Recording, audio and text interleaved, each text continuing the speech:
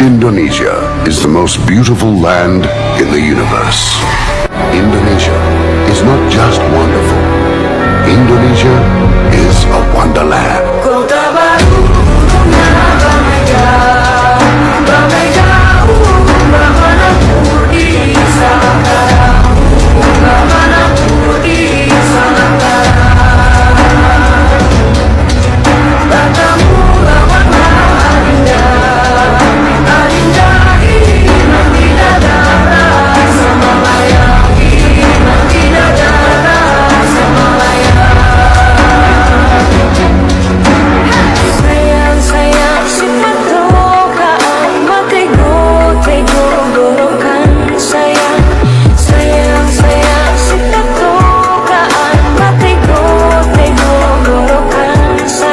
Hati-hati, Presiden Prabowo kita paling anti korupsi. Udahlah, jangan coba-coba, jangan main lah, hancur kau.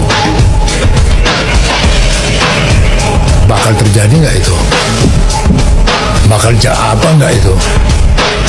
Gila, zaman Prabowo gini masih berani kau. Wah, hebat betul loh. Siapa backing kau? Masih berani kau main-main di anggaran. Masih berani kau markup. Masih berani kau manipulasi kredit. Budaya itu. Kau pikir siapa sekarang presidennya? Prabowo.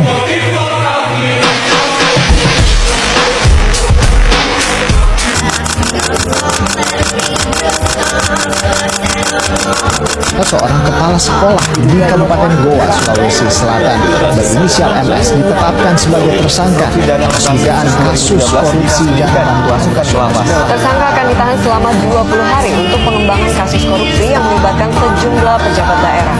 KIP, dana bos banyak hancur ini. Gak usah tambah banyak korupsi, uang negara habis, bukan untuk rakyat. Pada 22 Agustus tahun 2025, KPK menangkap Wakil Menteri Ketenagakerjaan periode 2024 sampai 2029 dalam perkara pemerasan sertifikasi keselamatan dan kesehatan kerja K3 di Kementerian Ketenagakerjaan. Dalam kegiatan ini, KPK menetapkan dan menahan 9 orang sebagai tersangka dari pihak penyelenggaraan negara. 1. IAG Wakil Menteri Ketenagakerjaan RI tahun 2024 sampai 2029. 2. FRZ Jamin Wasnaker dan KTU 5. 3. H. Direktur Bina Kelembagaan Kemenaker RI tahun 2021 sampai 2025. 4. IBM Koordinator Bidang Kelembagaan dan Personil. K3 tahun 2022 sampai 2025. 5. Gah Koordinator Bidang Pengujian dan Evaluasi Kompetensi. Keselamatan Kerja tahun 2022 sampai 2025. 6. SBSUB Koordinator Keselamatan. Kerjadit Bina K3 tahun 2020 sampai 2025. 7. Gah Koordinator Bidang Pengujian dan Kompetensi. Castle Maiten Kerja tahun 2022 sampai 2025 T. Kelas KP Coordinator. Serta 2 tersangka sebagai pemberi. 1. TEM swasta, 2. swasta. Para tersangka selaku penyelenggara negara diduga melakukan pemerasan kepada masyarakat yang akan melakukan pengurusan sertifikasi keselamatan dan kesehatan kerja K3 dan Kementerian Ketenagakerjaan. Tarif pengurusan sertifikasi K3 seharusnya hanya Rp275.000 Rp270.000, namun karena pemerasan yang dilakukan oleh para tersangka dengan memperlambat, mempersulit, dan tidak memproses dalam permohonan pembuatan sertifikasi, sehingga masyarakat harus mengeluarkan biaya sebesar 6,0 rupiah 0,0 6 juta rupiah. Semua kementerian yang memberikan pelayanan publik melakukan proses perizinan, para menterinya paling tidak campur tangan dan turun tangan untuk melakukan kegiatan pengawasan sehingga tidak terjadi praktek-praktek yang dapat merugikan masyarakat. Jakarta, 18 September tahun 2025, rugikan negara sebesar Rp25,4 miliar berkaitan dengan pencairan kredit usaha fiktif pada PT Bank Perkreditan Rakyat Jepara. 5 tersangka yang telah ditahan adalah sebagai berikut. 1. JH Direktur Utama PT BPR Jepara Erta.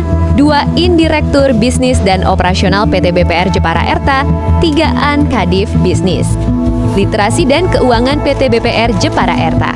4. As Kepala Bagian Kredit PT BPR Jepara Erta. 5. Mia Direktur PT BMG atau swasta.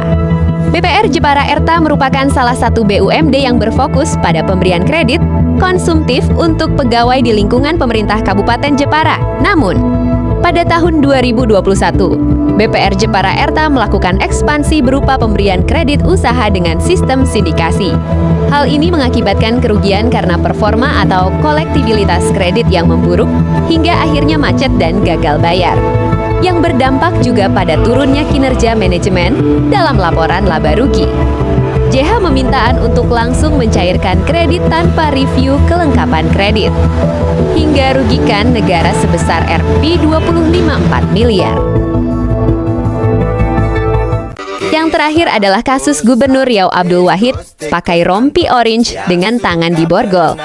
KPK menetapkan Gubernur Riau Abdul Wahid sebagai tersangka korupsi terkait jatah fee penambahan anggaran unit kerja Dinas PUPR PKPP. 2 orang tersangka lainnya atas nama Kepala Dinas PUPR PKPP Muhammad Arif Setiawan dan tenaga ahli Gubernur Riau Abdul Wahid Dani M. Nur Salam dengan dugaan pemerasan yang dilakukan Wahid terkait penambahan anggaran 2025 yang dialokasikan pada AP Jalan dan Jembatan Wilayah LVL Dinas PUPR PKPP semula Rp71,6 miliar menjadi Rp177,4 miliar.